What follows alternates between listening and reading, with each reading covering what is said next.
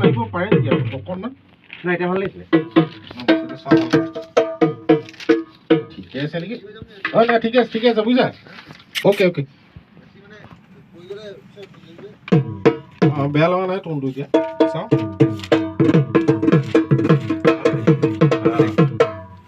মোৰ মতে অ'কে নেকি তালিটো চাওঁ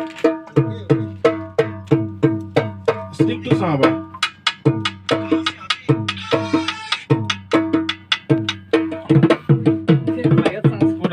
বেছি লাগিব 1-1.5 ঘণ্টামান লাগিব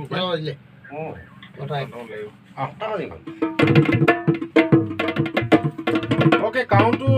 ঠিকে আছে অ'কে আছে কাউণ্ট আচলতে মই মোৰ প্ৰায় চাকৰি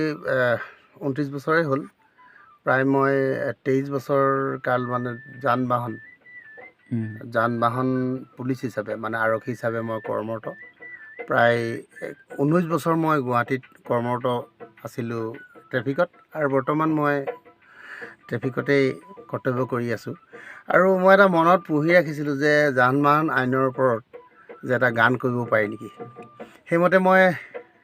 কথাখিনি লিখিলোঁ লিখি পেলাই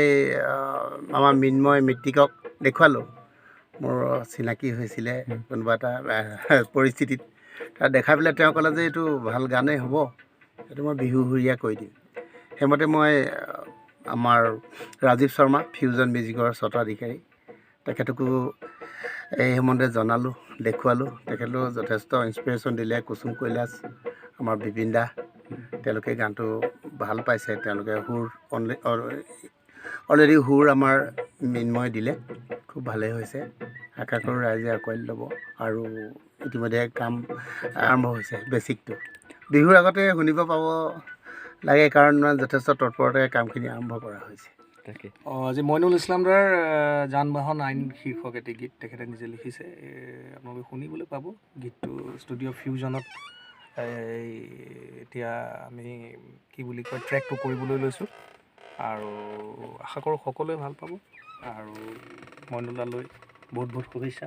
হয় নহয় আৰু ভাল হ'ব গানটো আৰু গানটো এটা বিশেষত্ব আছে গানটো যান বাহন আইনৰ ওপৰত ভিত্তি কৰি গীতটো বনাইছে তেখেতে লিখিছে আৰু শুনি সঁচাকৈ ভাল পাব আৰু শুনিবও লাগে গীতটোত যিখিনি কথা লিখা আছে গতিকে শুনিব আৰু ইছলাম দাক আশীৰ্বাদ কৰিব আৰু ভাল গান যাতে তেওঁ উলিয়াব তাকে ইছলাম দাৰ আচলতে এটা খুব ধুনীয়া পৰিকল্পনা তেওঁ যান বাহন আইনৰ ওপৰত তেওঁ এটি গীত নিৰ্মাণ কৰিছে গীতটি আমি ৰেকৰ্ডিং কৰিম আজি আপোনালোকে সেই আচলতে নীতি নিয়মবোৰ আচলতে মানি চলিব লাগে যান বাহনৰ ওপৰত যিখিনি থাকে সেইখিনি নীতি যাতে মানুহে শুনি পায় তাৰ কাৰণে ধুনীয়া গীত ৰাইজৰ মাজলৈ উলিয়াই দিবলৈ চেষ্টা কৰিছে আমি ৰেকৰ্ডিং আজি ষ্টাৰ্ট কৰিছোঁ